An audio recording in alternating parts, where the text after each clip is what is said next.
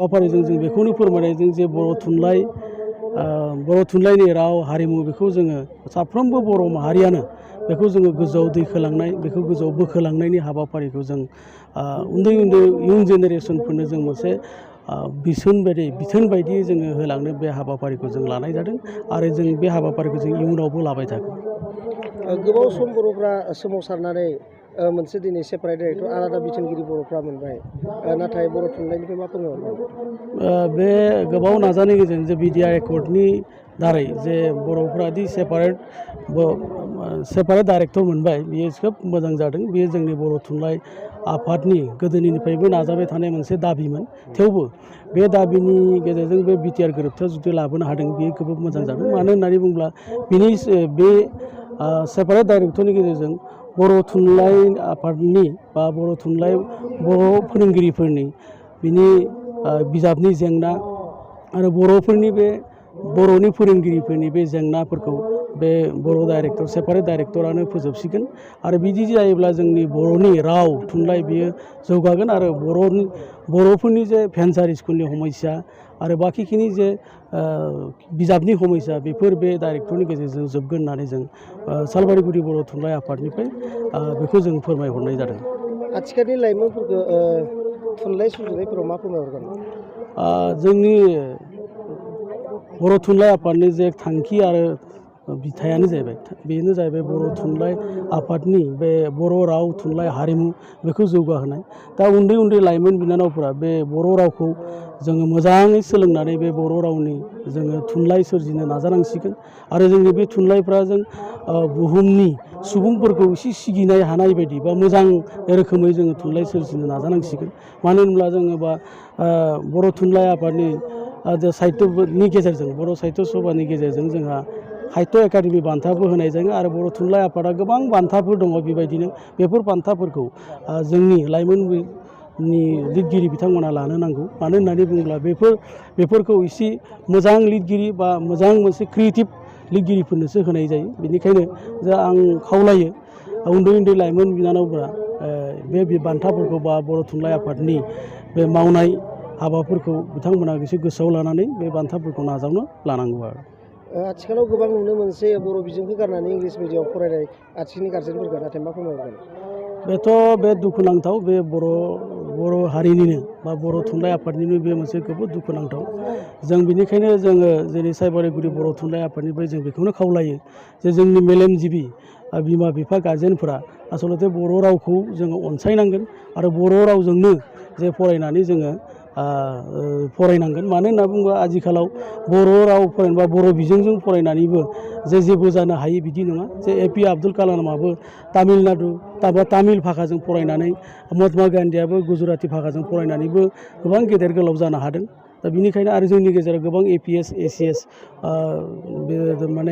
बिथांमोनाबो जे बर' आयदाजोंनो फरायनानै साक्सेस जानाय जों नुबोदों। जि फालिथाय फोरबो, बेवहाय बर' खौरां पर्टेल बिथांमोना बेवहाय फैनानै जोंनि जि खुंफुंनाय हाबाफारि बेखौ फोसावनायनि जि हाबाफारि लानायनि थाखाय बिथांमोननिसिम आं गिबियाव सालबारि गुदि बर' थुनलाइ आफादनि जानानै साबायखर बावो। दा जोङो बयबो मोनथिगौ बर' थुनलाइ आफादा जोनोमनिफ्राय बर' राव, बर' थुनलाइ, बर'नि हारिमु आरो गुबुन गुबुन बिथिङाव जौगानायनि थाखाय दिनैसिम खामानि मावबाय थादों। आरो बर' थुनलाइ बायदि मोनसे जोंनि माहारियारि आफादा बर'नि जानानै खामानि मावनायनि थाखायनो दिनै बर'नि जि थामोनथाजों लोगोसे राव हारिमु गोसारनाय, समाजनि जौगानाय बायदि बिथिङाव दिनैहाय बे अबस्थायाव मोनफैनो हादों। आं मिजिंथिदों जे जोंनि जि बर' थुनलाइ आफादा फैबाय थानाय समफ्राव आरोबाव जोङो मोजाङै मोजां जोंनि राव हारिमुखौ जौगानायनि थाखाय बर' हारिखौ हारिमुखौ बुहुमनि गेजेराव गेरेमसायै दानायजों लोगोसे फोसावनायनि थाखाय हाबाफारि मावलांनो हाबाय थागोन। आरो साफ्रोमबो रायजो राजाफ्रा बर' थुनलाइ आफादखौ अनसायगोन, बर' थुनलाइ आफादखौ देहायै गोसोयै मोदोमै बाउसोमनानै खामानि मावनायाव थुलुंगा होबाय थागोन। बेखौनो आङो सालबारि गुदि बर' थुनलाइ आफादनिफ्राय मिजिंथिबाय आरो जोंखौ बे खुंफुंनायखौ मोजां जाफुंनायनि थाखाय बानजाय हरनायनि थाखाय जोंनि गुदि बर' थुनलाइ आफादनिनो बेन्दोङाव थानाय सरनिया उलुबारि गामिनि गासै रायजो राजा बिथांमोन बानजाय आफादनि मानगोनां बिबानगिरि नोंथांमोनखौ आं साबायखर बावदों आरो जोंखौ बे हाबाफारिखौ एसेबां मानि गोग्गोमै जाफुंहोनायनि थाखाय आङो सालबारि गुदि बर' थुनलाइ आफादनि गासै बिबानगिरि 10 नभेम्बर बर' साहित्य सभानि 69तम जोनोम सान आरो बे जोनोम सानखौ लानानै दिनै उलुबारि गामिनि खेराइ फोथारसालियाव सानसेनि हाबाफारिया थेले बेलेयै खुंनो लानाय जादों आरो लोगोसेयावनो जोंनि सालबारि प्राइमारि गुदि साहित्य सभानि 30थि बोसोरसालियाबो बेखौनो एखेलेगैनो खुंनो लानाय जादों आरो दिनै जोंफोरा फुंनि 7:15निफ्रायनो गिबि नांगोलाखौ बा आरसिनि बानजाय आफादनि आफादगिरि अमर कुमार नार्जारिया बेखेवदोंमोन। लोगोसेयैनो जामुंसालि बे जामुंसालिखौ बेखेवदोंमोन मानगोनां लम्बार गयारि आरो बिथां आरो नै दायो जौस्रांखौ जोंफोर मा होनना बुङो बे उलुबारि गामिनिनो गामि आफादनि आफादगिरि जितेन दैमारिया बेखेवदोंमोन।